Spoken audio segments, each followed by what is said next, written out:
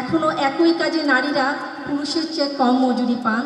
দলিত, হরিজন ও আদিবাসী নারীরা জাতিগত নিপীড়নের শিকার হন। পার্বত্য চট্টগ্রামে নারীদের উপর চলে সেনাবাহিনীর অকথ্য নির্যাতন। আজকে যখন অধিকারের দাবিতে আমরা সমবেত হয়েছি, তখন বম নারীরা কারাগারে বন্দী।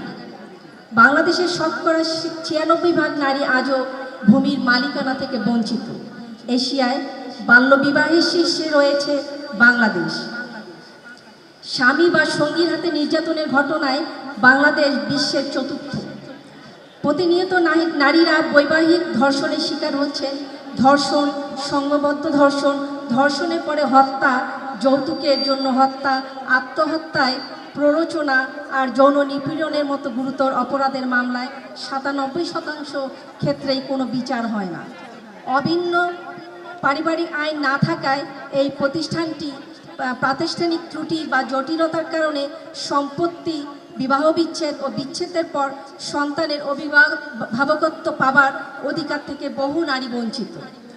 এখনও যৌনকর্মীদের নাগরিক সুরক্ষা নেই। এখনও লিঙ্গীয় বৈচিত্র্যে মানুষদের স্বীকৃতি নেই। অহরহই প্রবাসী নারী শ্রমিক দেশে ফিরছে লাশ হয়ে। এই সকল কাঠামোগত বৈষম্যের বিরুদ্ধেই আমরা সংঘবদ্ধ লড়াই। আমাদের লক্ষ্য সাম্য ও মানবাধিকার প্রতিষ্ঠা। আমাদের সংস্কৃতি, ইতিহাস, ধর্ম কোনোটাই সরল নয়, সমরূপী নয়। জাতীয় ঐক্যের দোহাই দিয়ে নারী বা অন্য কোনো প্রান্তিক গোষ্ঠীর অধিকার, মর্যাদা ও সমাজ ন্যায্য অবস্থানের দাবিকে অস্বীকার করা যাবে না। আমরা মনে করিয়ে দিতে চাই, কৃষকের ভূমির অধিকার থেকে শুরু করে পরিবেশগত ন্যায্যতা প্রতিটি নারী সংক্রান্ত বিষয় এবং নারীর অধিকার একটি ন্যায়ভিত্তিক সমাজের নির্ণায়ক। সমাজের সবচেয়ে বঞ্চিত জনগোষ্ঠীর অধিকার নিশ্চিত না করে সকলের জন্য মর্যাদা ও ন্যায় বিচার প্রতিষ্ঠিত করা যায় না।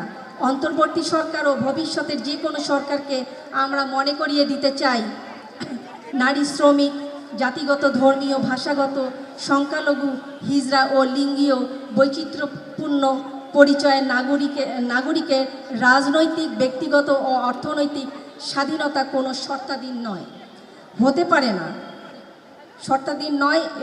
পারে না। এ মৌলিক বিষয়গুলোকে হুমকির মুখে রাখলে তা হবে অর্ধশতকের নারী আন্দোলন এবং জুলাই অভ্যুত্থানের আকাঙ্ক্ষা ও ইনসাফের ধারণার পরিপন্থী।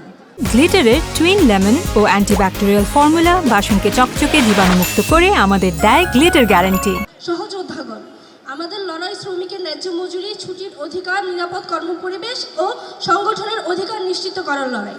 আমরা লড়ছি নারীর ভূমিকা অধিকার প্রতিষ্ঠার জন্য। আমরা চাই কৃষক হিসেবে তার পূর্ণ স্বীকৃতি। আমরা চাই শিক্ষা, স্বাস্থ্যসেবা ও বাসস্থানের অধিকার।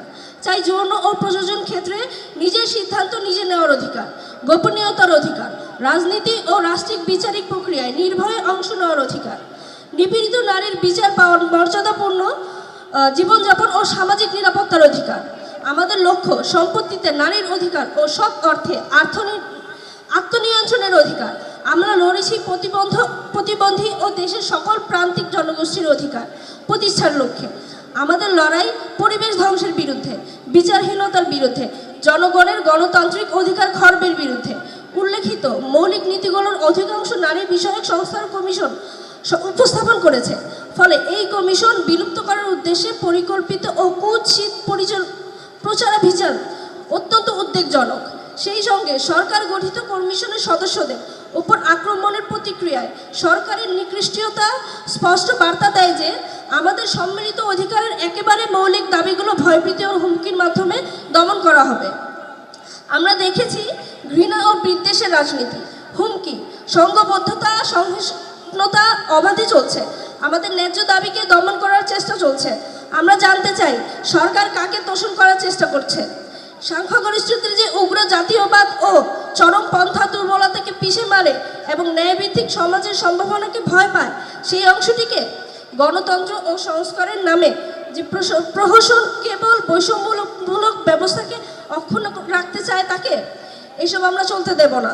আমরা জানি অধিকার চেয়েও পাওয়া যায় না, তাই আদায় করতে হবে এবং আমরা তা আদায়ে ভয় পাই না।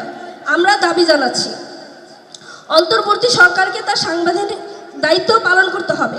বিশেষত নারী ও প্রান্তিক জনগোষ্ঠীর বিরুদ্ধে সহিংসতার হুমকি, নারী বিষয়ক সংস্কার কমিশনের প্রতিবেদন ঘিরে গুজব ও অপপ্রচার এবং ধর্মীয় মূল্যবোধকে অস্ত্র করে হিসাব ব্যবহার করে আতঙ্ক সৃষ্টির বিরুদ্ধে সরকারকে ব্যবস্থা নিতে হবে।